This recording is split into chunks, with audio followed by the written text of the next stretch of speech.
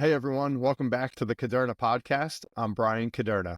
So today we have a very timely episode coming off of the election and the Trump victory. There's a lot going on in the economy, a lot going on in the stock markets, and we have the perfect guest for this conversation. But before we dive in, I just want to remind everyone, if you can please like, review, subscribe, wherever you're watching or listening. That's the way we keep on growing this program and also attracting some really great guests like the one I have today. But without further ado, today I'm going to be sitting down with Mark Matson. If you're not familiar with Mark, let me give you a quick bio. Mark Matson is the CEO of Matson Money. He manages over $11 billion of assets. Mark is an entrepreneur, author, and innovator in the fields of investing science and financial education. He works with over 300 advisory practices across the U.S., Canada, and Puerto Rico. Mark created what's called the American Dream Experience in the Matson Method, in which he helps bring Nobel Prize-winning investing research to everyday investors. He's the author of several books, including his most recent title, Experiencing the American Dream. He is a frequent guest on national news programs such as Fox Business, CNBC, Bloomberg, Yahoo Finance, and more. Mark and his wife Melissa live in Scottsdale, Arizona, and are the proud parents of 8 children.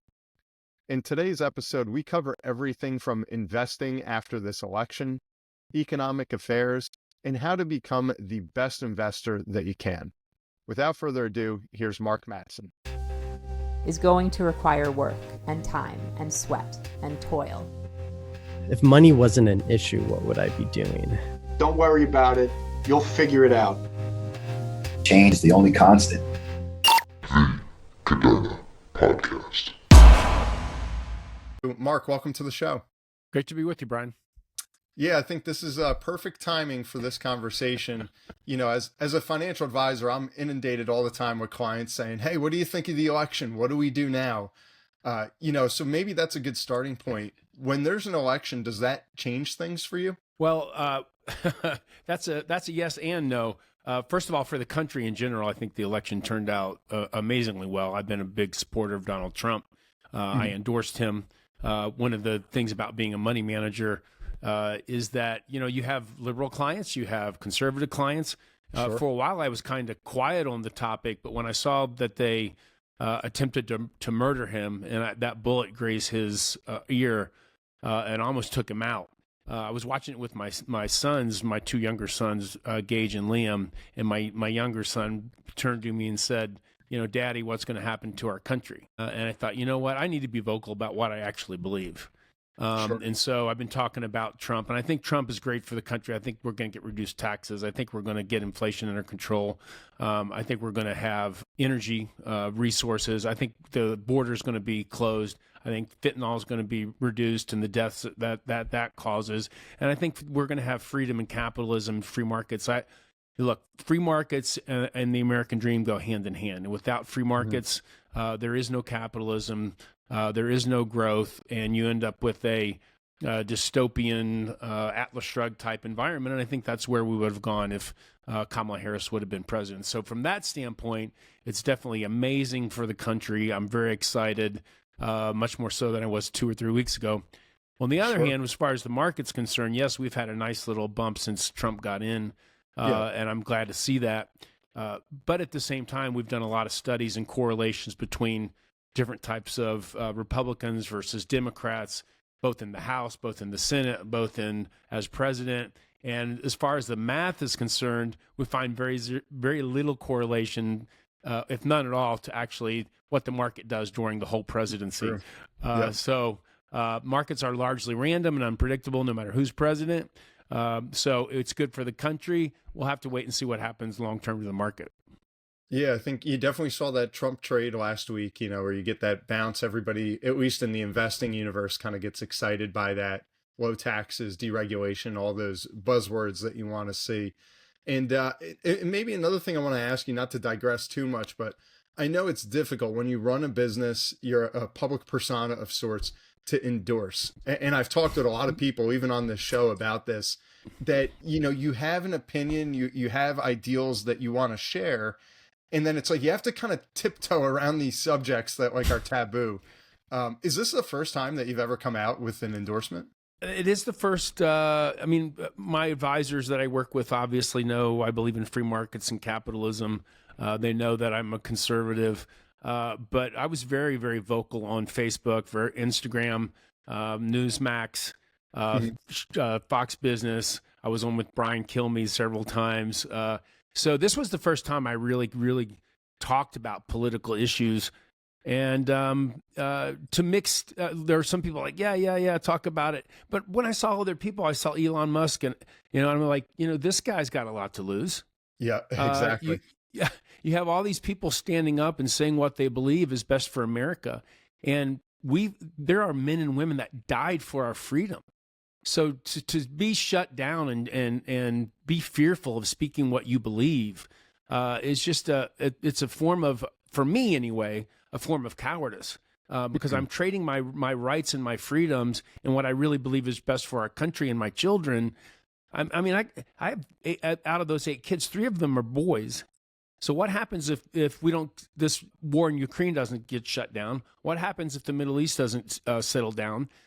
You could be looking at a draft in 5 or 10 years if these wars don't go away. So there was a lot at stake for this country.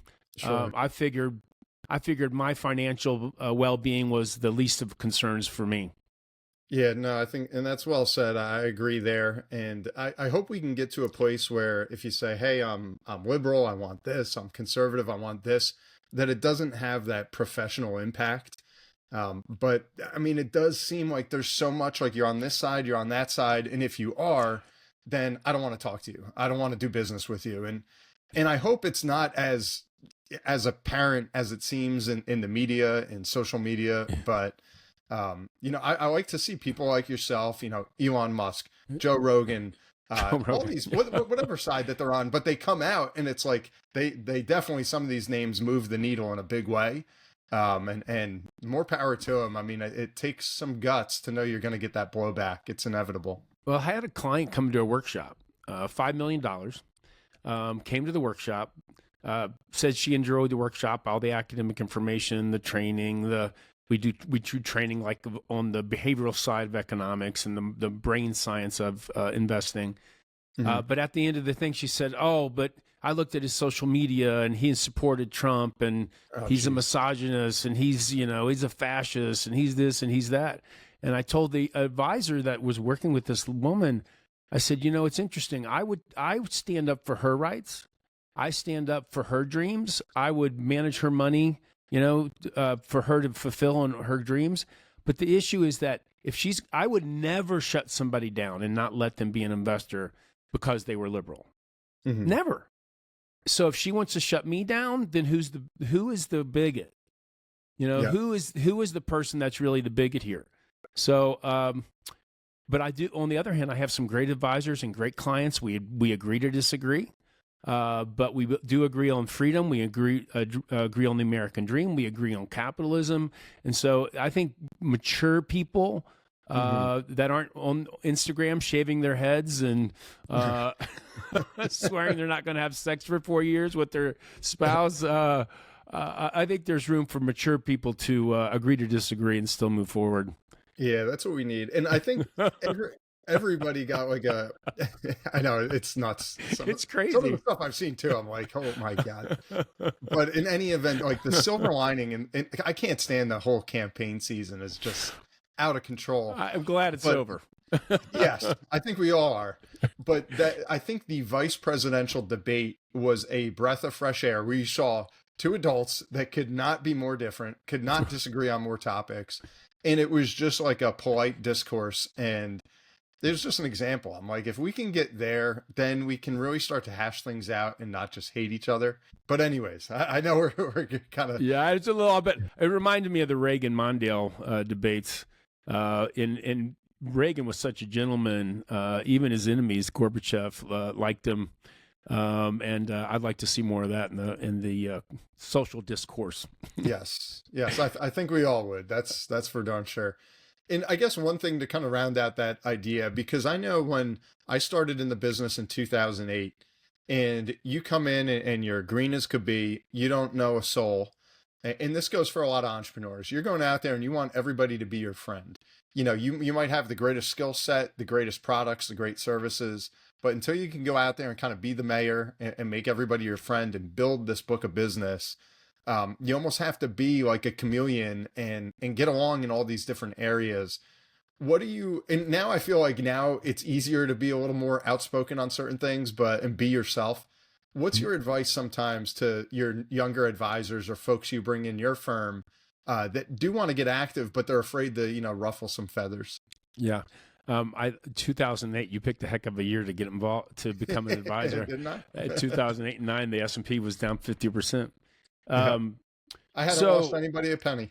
I know. Stay disciplined. Yeah, something for a clean slate. Yeah. Well, look, you got to check your values and your morals and your ethics.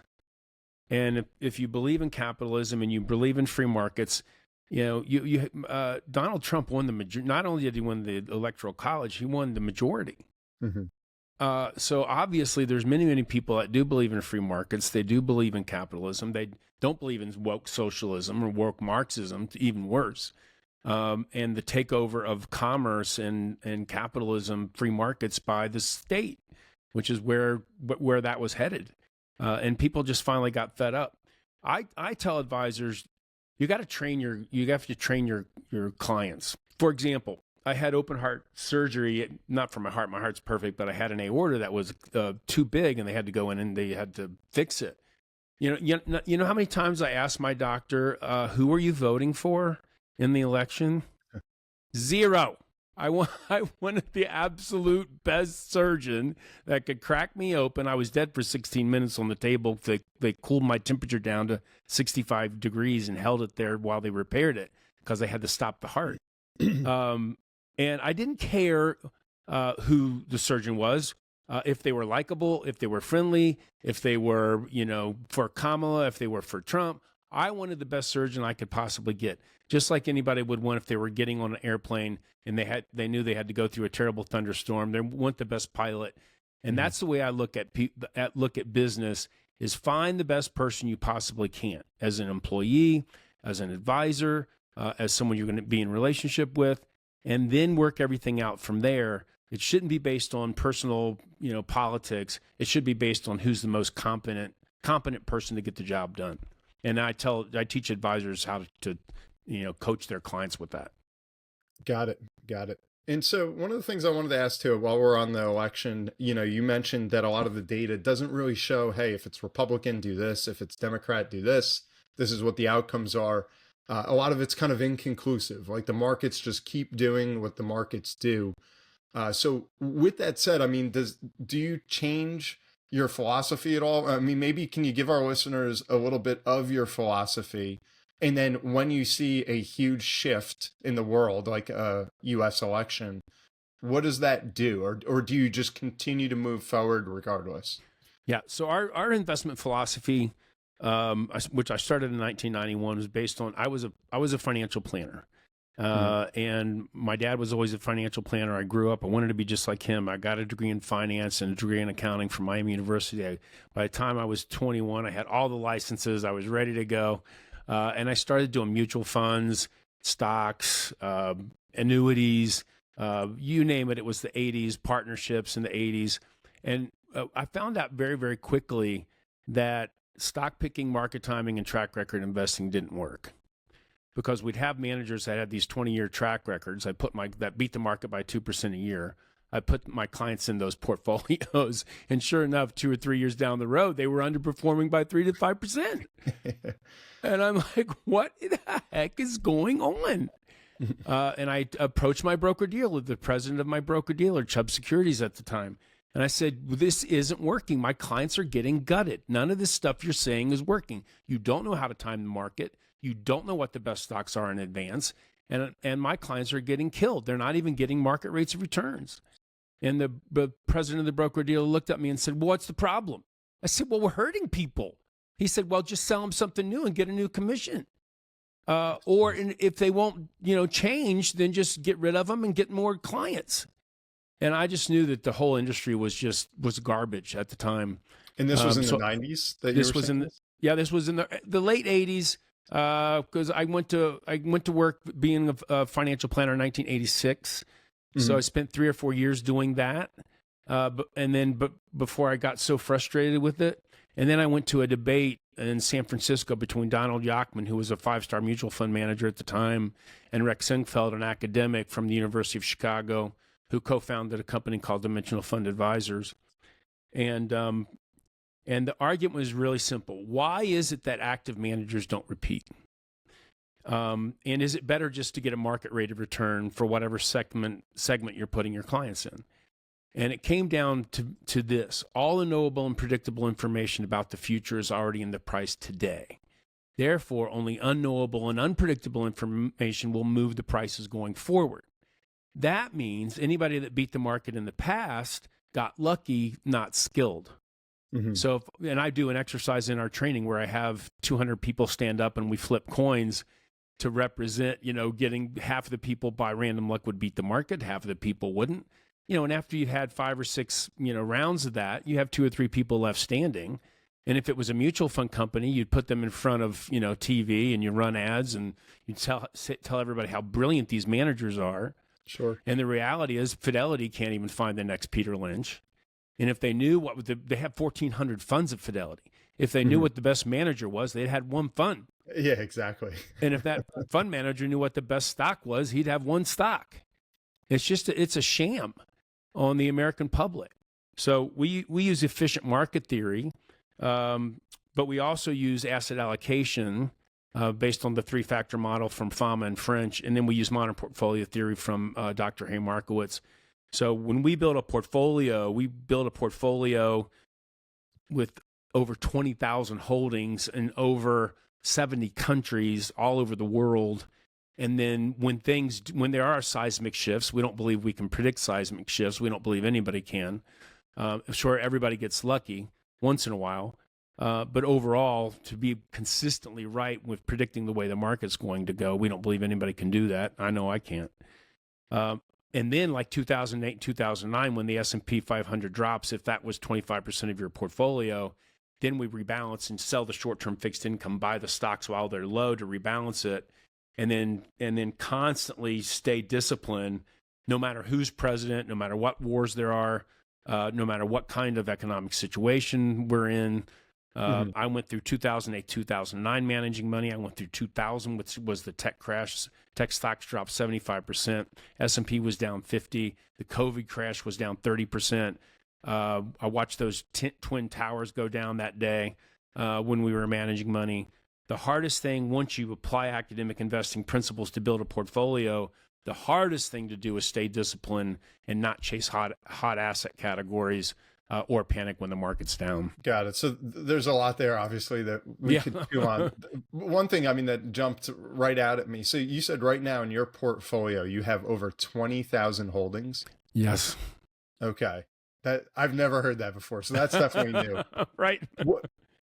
But like when you get to that number, what are you doing? Is it an algorithm that's just grabbing all of these assets? Is it, even if you have a team of 50 people, to come up to 20,000 is a lot. Like, how do you get there? Yeah. So the way that we did it, when I opened the company in 1991, we did it with index funds.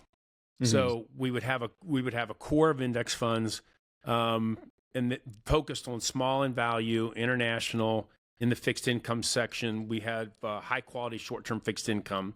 So we were able to achieve a lot of different asset categories, but a lot of asset categories over the last 34 years, that's how long we've been doing this, are new. So for example, I didn't have emerging markets when an index fund for it or an ETF for it back in the day.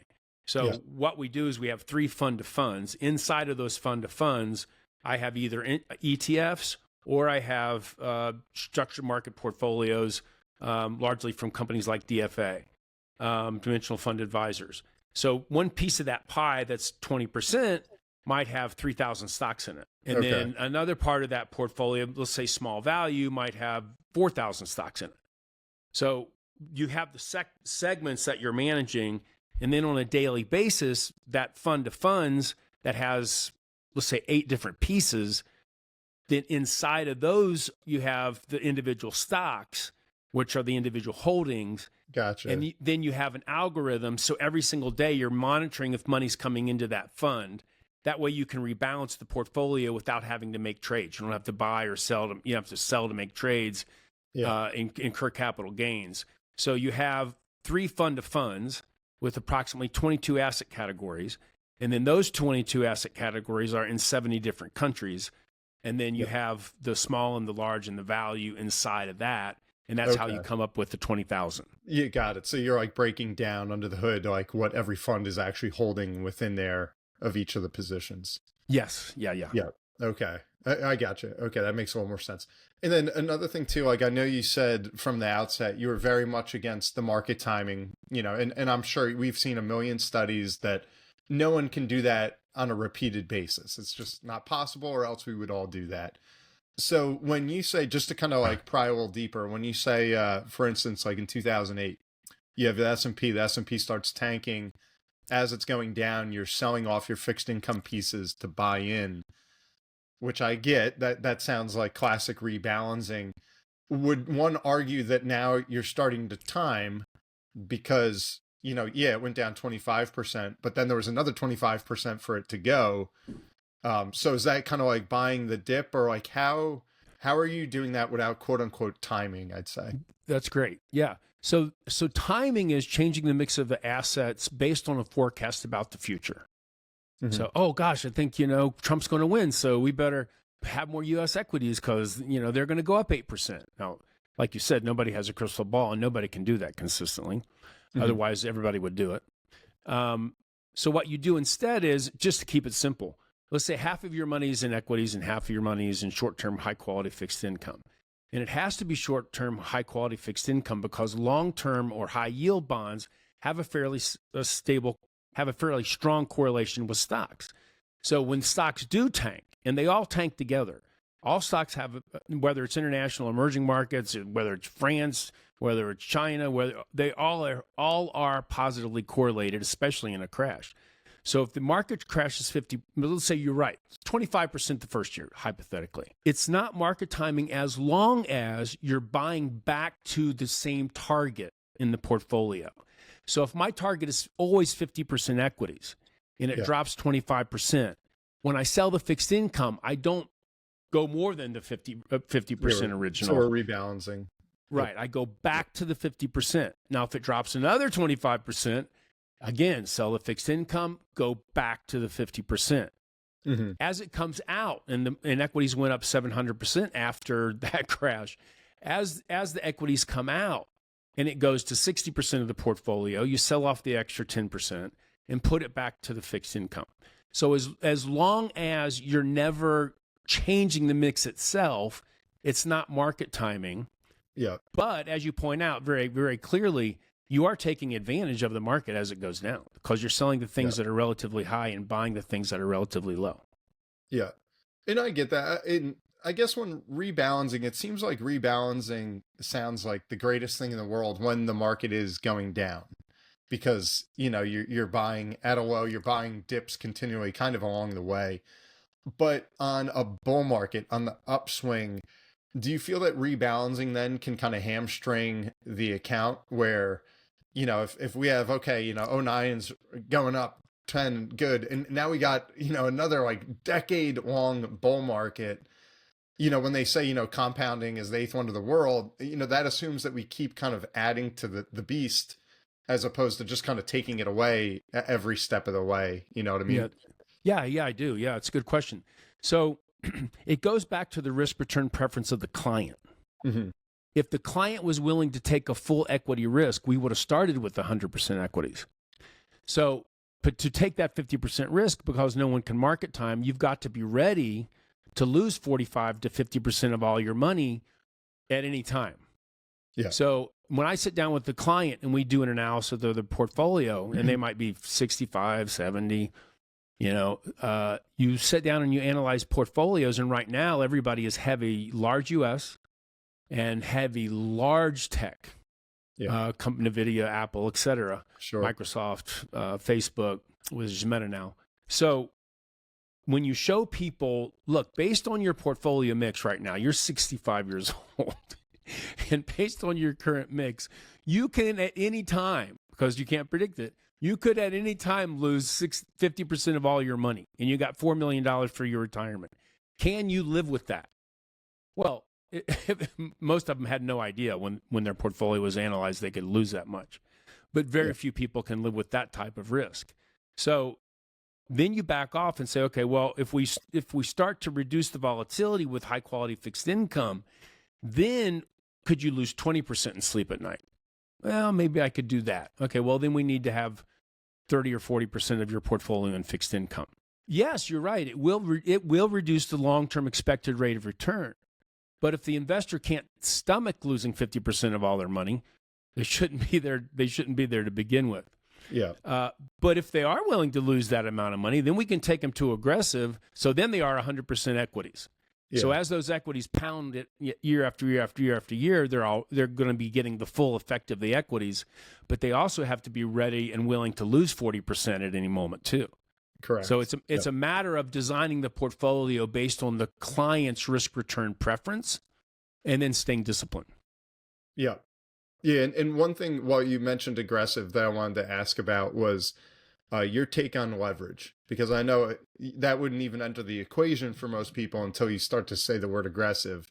But yeah, like the Warren Buffetts of the world, Charlie Munger, that say, I think it was one of them had the quote that the 3 L's are the dangers of life: liquor, ladies, and leverage. And so to that point, That's good. Do you use leverage? And two, because some of what I see there is, hey, if you have a really good thing, have more of it. And so if you look at the S&P or something that has a long track record, yeah, you got these shocks along the way, the tech, the '08, the COVID, but historically uptrend, wouldn't you want more of the uptrend? And I'm just playing devil's advocate here, if you're for or against, but what's your take on leverage? Well, I don't think most people can stomach it. It's not to say that we don't have some clients that have leverage. I mean, you got a $5 million portfolio, and I have a client that says, hey, I want $1 million for a down payment for a condo in Boca. Can I leverage that on my portfolio and do a margin and take that money and put it in the condo? That's a personal lifestyle thing. But as far as leveraging, I have $2 million to invest, but I'm going to borrow another $2 million, so it's $4 million. It's dangerous. Well, the reality is, reality is, yes, equities bounce back, but not always quickly. So we talked about 2000, S&P lost 50%, tech stock lost 75%. A full decade later, 10 years, the market started by losing 50%, then it went slowly up, and then it lost another 50% at the end of the decade. So an investor went a whole decade without making any money at all, negative 1.5%. And in NASDAQ stocks, negative 5% for the whole decade. So if you're leveraged and then you lose 50% of all your stuff, what I normally see is people panic and then try to pay off the leverage, but it dropped so much, now they don't even have enough money to pay off the leverage that they borrowed. Yeah. And then they got to sell a house or sell a property or sell part of their business. So, I mean, hedge funds are famous for this, and that's how they clock such high returns. But what people need to understand is most hedge fund managers have 4 or 5 different hedge funds. They don't necessarily know which hedge fund's going to take off. So they hedge their bets. It's like that shell game, they play on the streets of New York, and you never really know where the 40% return is going to come. They don't know. And if they did, they wouldn't sell it for you for 2 and 20. If they knew how to make 30 or 40% a year, they'd borrow money at 5. There's the leverage. And 6, and then they make 40% a year, and they never share it with you. Correct. I just don't think most people can take that amount of risk unless they're using it to buy some kind of hard asset that they could leverage, they could sell later and pay off the debt. Yeah, it's just a lot of risk. I think that's a great case study there, looking at kind of that lost decade too. We have such short-term memory, especially clients, where you dive right in. Things are going up. It'll never ever go down. It goes down. I'm done. I'm never doing this again. Like we just the human nature of it all is just crazy as that gets involved. We have David Eagleman, who's a brain scientist at Stanford University, who's on our academic board. And the human brain is not engineered for investing. Yeah. There are so many, you got biases, emotions, and instincts, and all of them are leveraged against you. Even if it's like a workout. My wife used to be a fitness trainer. She can make a 60-day workout, 90-day workout. You eat what's on the plan, you do the workout, you're back to your high school playing weight. What's the problem? The problem is you got to do what's in the plan. Exactly. And people, cheesecake is delicious. Waking up at 5 o'clock like I did this morning to work out, you take something. Yep. And so people have the best intentions. They say, I'm not going to be the one that panics. I'm not going to be the one that chases. Right now, we got tons of people chasing Bitcoin. Yeah, I wanted to ask you about that too, but go ahead. Yeah. So the problem is, even if you know the rules, following the rules is nearly impossible. And people have short-term memory, like you pointed out. It's called recency bias, which means they only really remember the last 2 to 5 years. All the rest of the data they kind of throw out and forget about. They have herding bias, as everybody else is doing it. Herding is great for zebra, bad for investors. They tend to want to do what everybody else is doing. They forgot about how dangerous tech stocks and large stocks can be. And investors as a whole, because we analyze their portfolios, investors as a whole are in a very dangerous, precarious position. And they have number one, they don't know what the expected return of their mix is, and they really don't know what the volatility of their mix is. True. Yeah, there was, and I wish I had the article. I'm paraphrasing here. I think it was called "The Stock Market Makes Us Stupid and Real Estate Makes Us Smart." I don't know if you ever read that, but if you look at it, it's kind of true, because with the stock market, you're seeing on your phone data. Yeah, you could get excited by noon and then by 4 o'clock be sad, and every day you're doing this, or that a lot of the average investors out there. Where real estate, you say, yeah, I bought my house in 1990 and it's worth X today, and I didn't really have any reason to look at it in between. And I think that's just the trap, is just all the information of the stock market is it's great, but it's scary for the average investor out there. It really is, Brian. It really is. I mean, in 1991, when I started the company, I thought, okay, when the academic investing principles get out there, it'll be this grand renaissance and people will stop gambling with their money. But it's been the exact opposite. Now you have 24/7 news cycle, where you got all these cable programs telling people to try to time the market and predict the market. You have your cell phone in your pocket. So now you have DraftKings right next to Robinhood. Yep. You have all of these really toxic investment vehicles. ETFs in theory are not a terrible thing, but there's over 1,400 of them. And the vast majority I wouldn't touch with the 10-foot pole, because they're all speculating and gambling. It's just a new form of gambling. Mm-hmm. And then you have so many Wall Street bullies, gurus, prognosticators, con men, ripping off investors, and it's worse now than it's ever been. And now at the age of 61, I don't really expect it ever to get better. Yeah, it's true. And I mean, I go back to like Berkshire Hathaway before it was public. Now, I mean, you can just Google it, see how that's doing throughout the day. But back in the day, right? Yeah, Buffett would release his returns once a year. So all the mayhem that happened over the course of a year, you didn't really know what that did. And then at the end of the year, he said, "Hey, here's your money. This is what it did." And I think it would be so good for finance if there was a way to do that. I know that could never come back, but I think it would just kind of calm people, for better or worse, Yeah, there's a story that my brain scientists tells called a Ulysses contract, and it's how to avoid temptation. Ulysses was a king. He was in mythology. He was in a ship, and they were going past the rocks where the sirens would sing these beautiful songs, and then they would cause the sailors to crash. And he said, "Look, here's what I want you to do. I want to hear the song, but I don't want to crash. So what I want you to do is I want you to tie me to the mast, and you guys put beeswax in your ears so you can't hear it. You'll keep the ship on track, and then tie me to the mast so I can't make a mistake, and I can't order you guys to smash the ship on the rocks. And so it's whether it's a workout buddy, or whether it's AA for alcoholism, or whether it's having a great coach that can weather the storm to keep you disciplined, having a decision. Harry Markowitz, who was on our academic board, now deceased, modern portfolio theory and Nobel Prize winner, he called it a decision control system that controls for human behavior. And that's something that technology has not improved. As a matter of fact, technology's made it worse, and human behavior is harder to control for than ever. Yeah, agreed. And I think, just to pivot a little bit, kind of a tangent to this, with the momentum, the emotion that starts to become a part of this whole thing. You mentioned Bitcoin a second ago, like people are, and now it's all the rave again.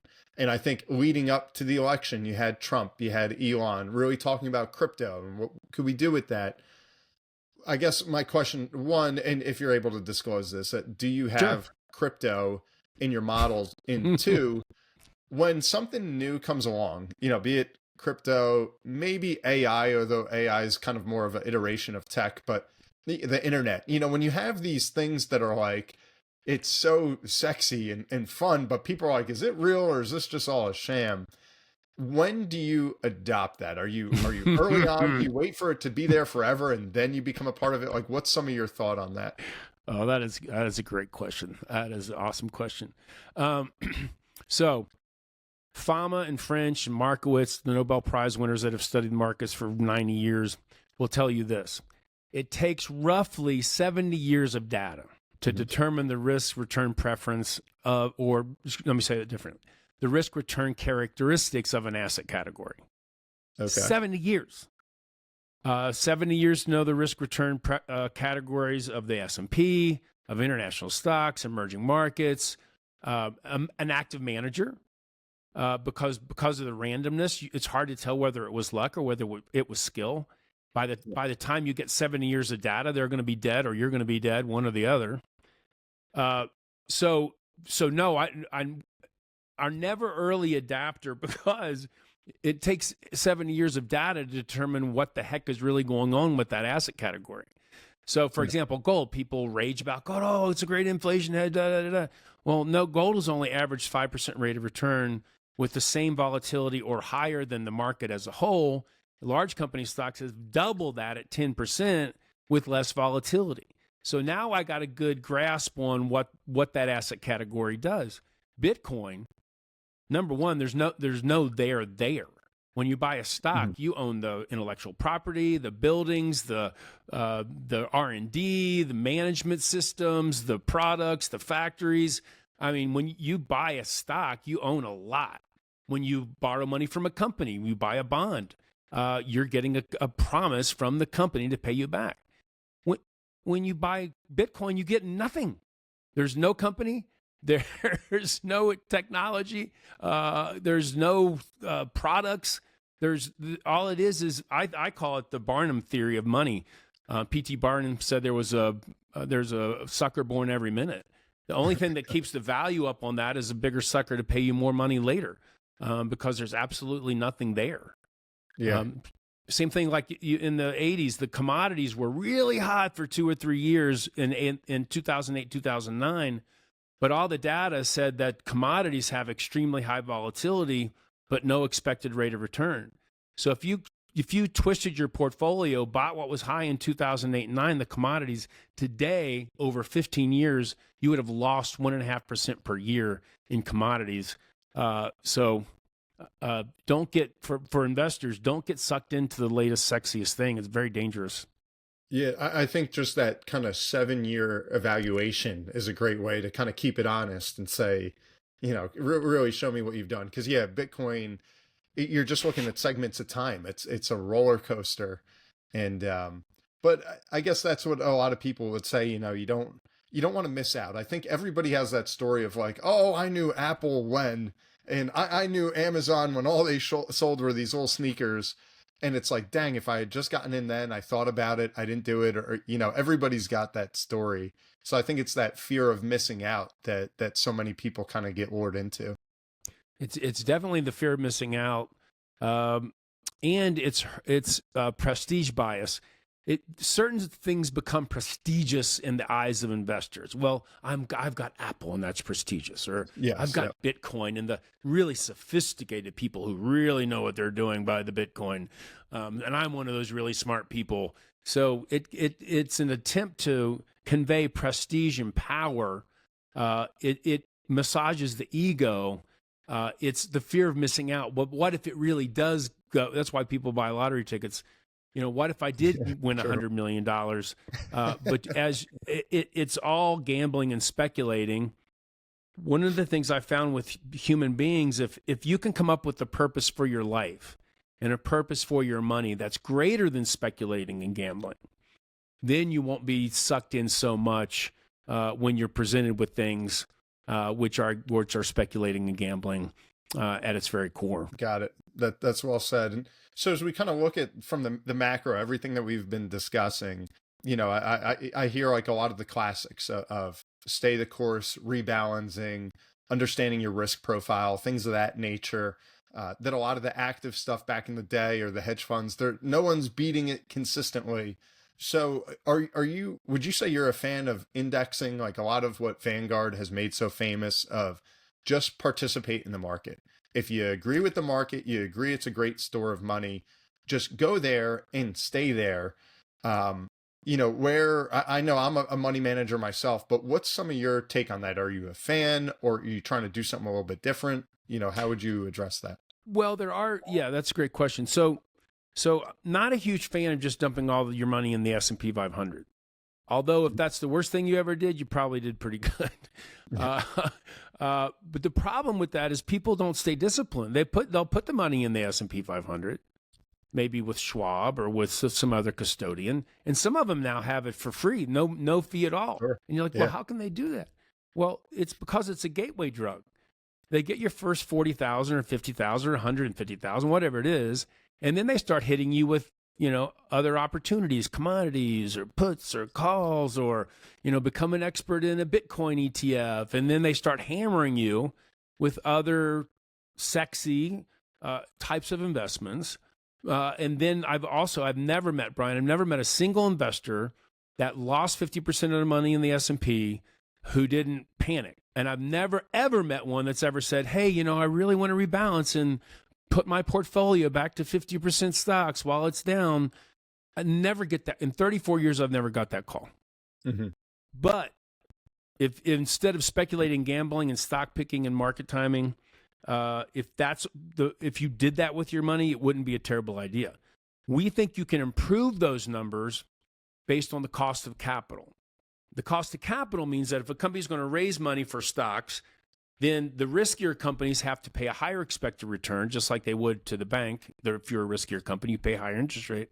Mm-hmm. But that you can diversify your portfolio into microcap stocks, small value stocks, international value stocks, emerging market stocks, then very few people own these.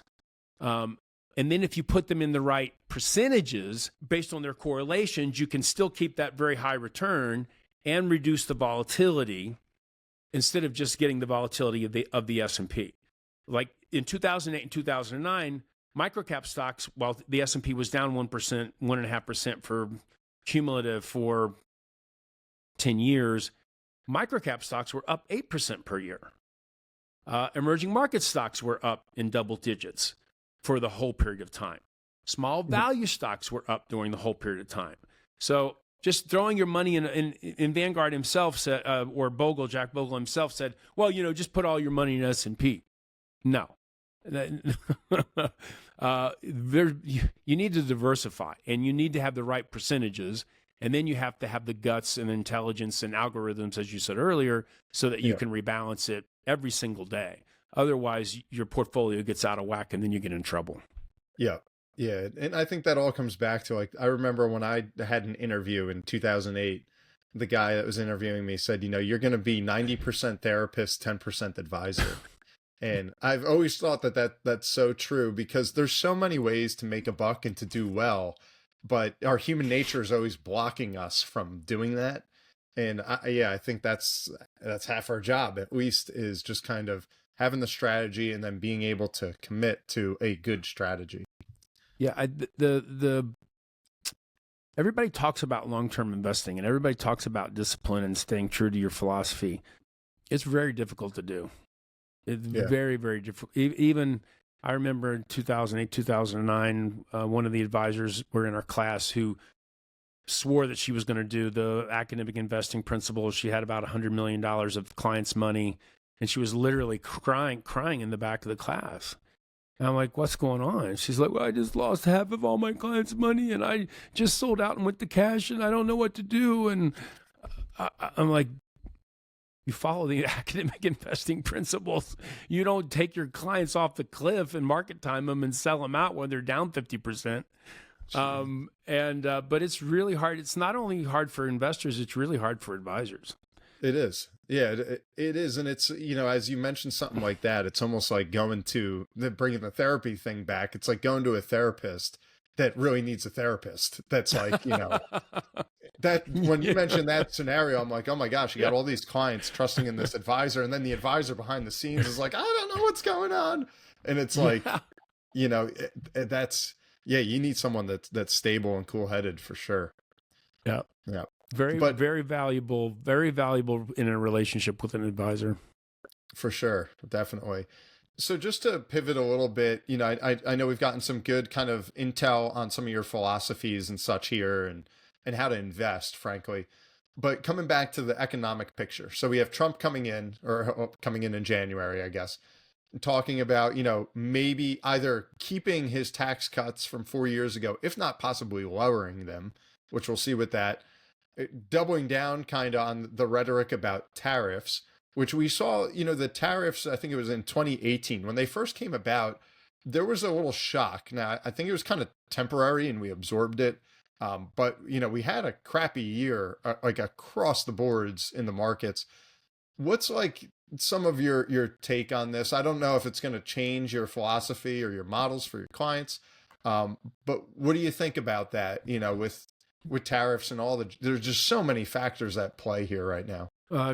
Dr. Art Laffer, who helped engineer the Reagan recovery, who works with Trump, is also on our academic board, and I've had a great opportunity to talk to him about these things. I'm not a big fan of tariffs.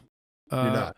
Okay. No. I think free markets are. I think the U.S. doesn't need protection from tariffs as long as we're unhandcuffed and we can do what we do best, which is create and innovate. You got to have more people like Elon Musk. You have to have more innovators. You have to have more creators. And to do that, you just got to unfetter restrictions, and you have to let free markets be free markets, and let people invest in free markets.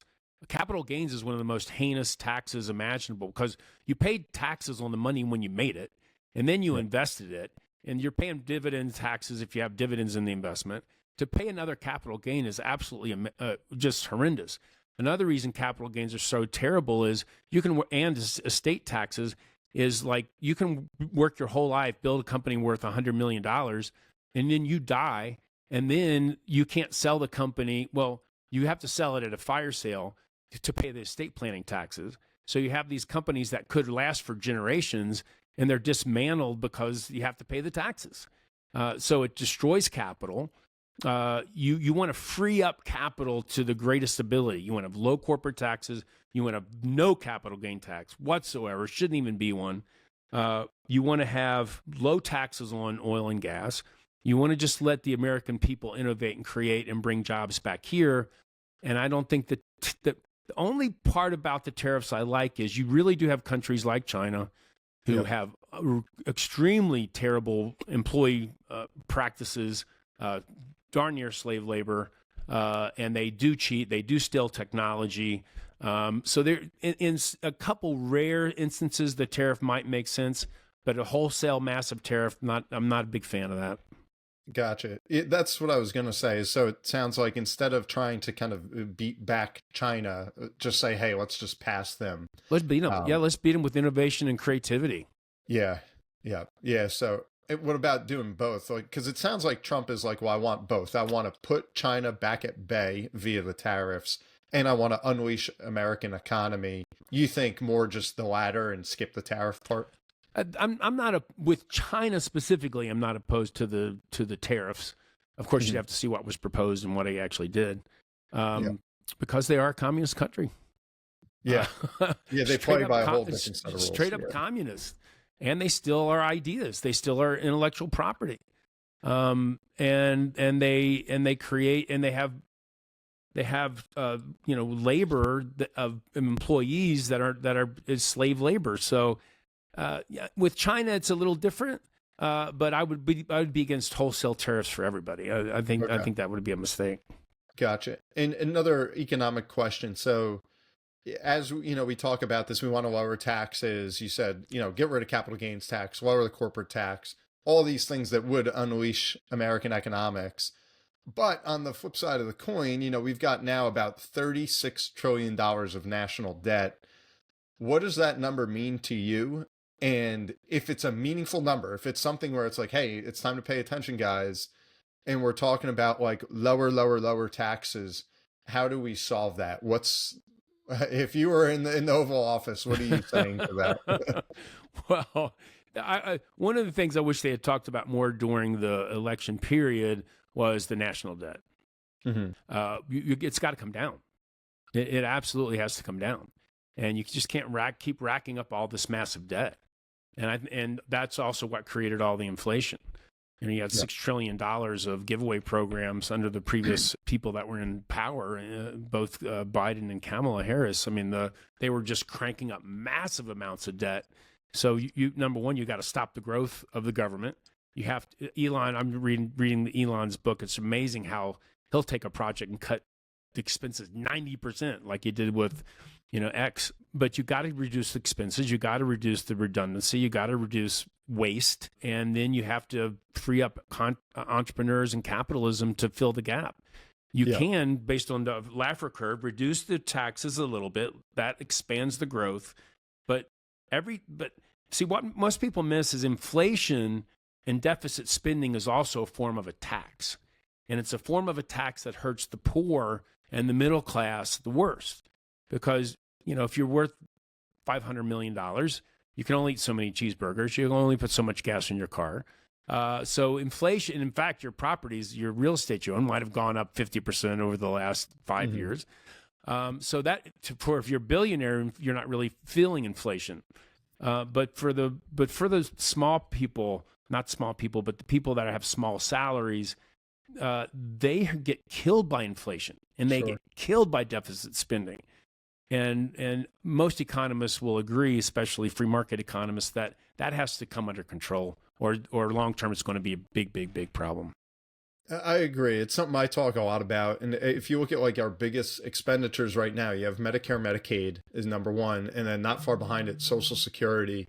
And they're just so gargantuan and growing quickly that I feel like it's such a tough ip because it's like, all right, if we don't raise the taxes or do anything there, yes, hopefully we can keep innovating and growing and sustain. But that's where I'm like, I do hear some of the argument of taxes, or because it's got to be one or the other. Either we got to bring in more revenue from somewhere, or we've got to get these programs that have become like the bedrock of our economy, somehow reel them back in.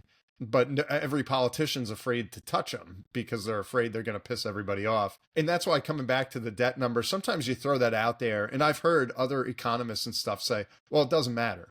As if like, well, we can rack up all this debt. As long as everything keeps growing and we're ahead of the rest of the world, who cares what that number is? And that does seem to be almost like the mentality right now. It sounds like someone graduating from college getting their first credit card with a 25% interest rate and saying, well, I got a good job, it doesn't matter. I don't buy that line of reasoning. Yeah. it's what would, I guess, this is maybe kind of a bit of a sidebar, but do you think those programs need to be changed at all? Or, I know you're in the markets. Does any of this stuff that we're discussing right now, like, does that have a bearing on the markets? Because it does seem like when you mentioned, and it's this kind of like people don't fully understand it, where the inflation comes about, it hurts the lower middle class more than it does the upper class. But a lot of the causes of the inflation are meant to help the lower middle class, like the stimulus and the programs and the things of this nature. So it's like this double-edged sword that I think that people are just not getting educated on, or they're misunderstanding it. I just don't know kind of what the take is on that. Well, the entitlements are a problem, and I can't say exactly what we need to do as a country about it, but I can say to my investors that I wouldn't put a lot of stock in how much money you're going to get from Social Security. I would make a financial plan where Social Security was the icing on the cake and not the cake. Yep. If we're depending on that, I think we got a problem for our financial planning purposes. And then socialized medicine has never worked in any country that's ever tried it. So the more we can get government out of the medical system, the better, the more innovative, the cheaper, the more competition is going to take over. You're going to have better insurance. I mean, the cost of insurance has been up 20 to 30%.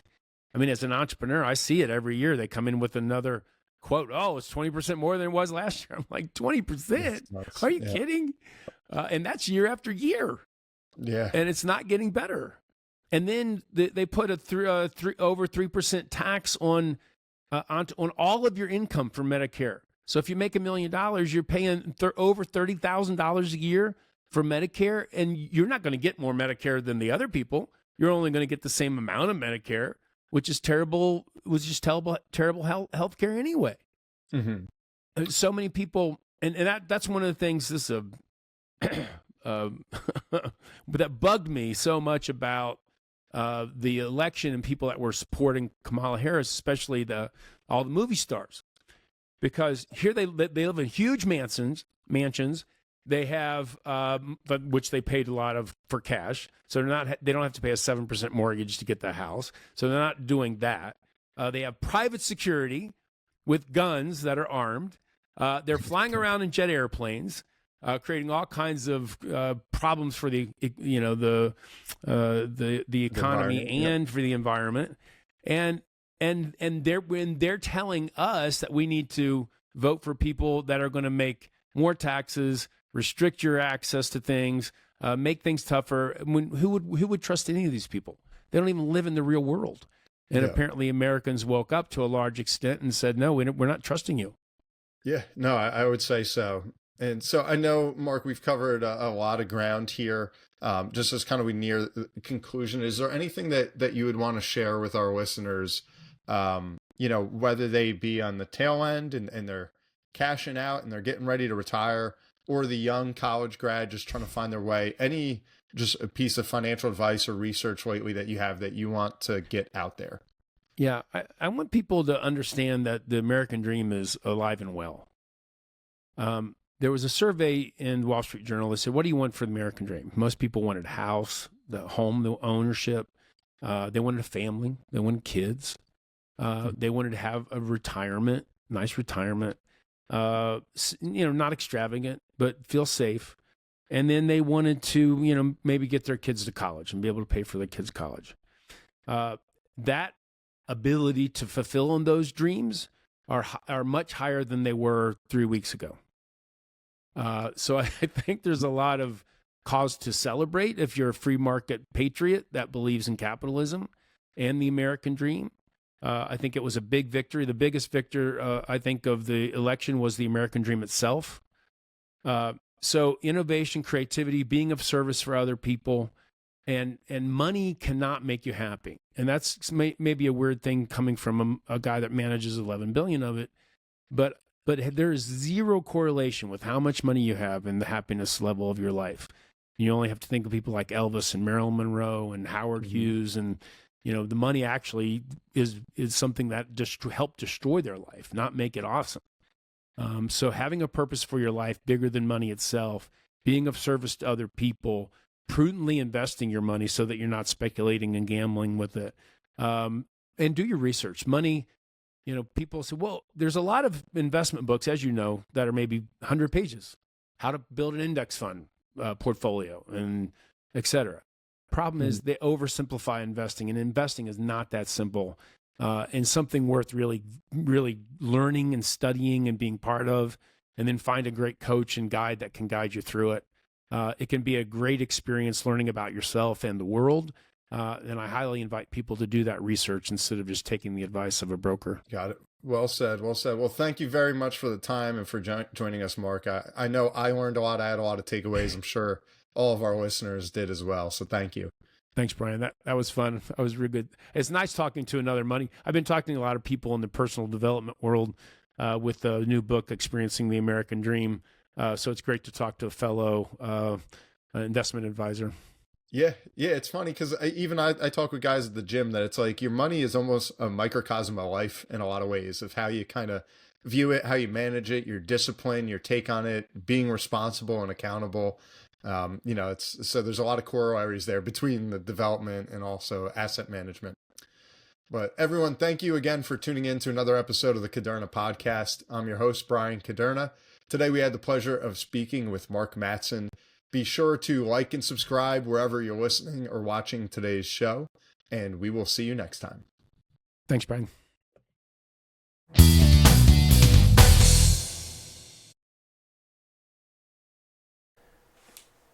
This podcast is intended for the general public and for informational purposes only. The show does not provide any recommendations or investment advice regarding any specific account type, service, strategy, or product, or to otherwise act in any fiduciary or other capacity. Please contact a financial professional for guidance and information that is specific to your situation. Brian Kuderna does not provide tax or legal advice. Please contact your accountant or legal advisor to discuss your situation. Guest speakers and their firms are not affiliated with or endorsed by Park Avenue Securities, Guardian, or Kuderna Financial Team, and opinions stated are their own. All investments contain risk and may lose value. Past performance is not a guarantee of future results. References to specific securities, asset classes, and financial markets are for illustrative purposes only and do not constitute a solicitation, offer, or recommendation to purchase or sell a security. Brian Kuderna is a registered representative and financial advisor of Park Avenue Securities, LLC, PAS. OSJ 300 Broadacres Drive, Suite 175, Bloomfield, New Jersey, 07003. Phone number 973-244-4420. Securities products and advisory services offered through PAS, member FINRA SIPC. Financial representative of the Guardian Life Insurance Company of America, Guardian, New York, New York. PAS is a wholly owned subsidiary of Guardian. Kuderna Financial Team is not an affiliate or subsidiary of PAS or Guardian. California Insurance License Number 0K04194.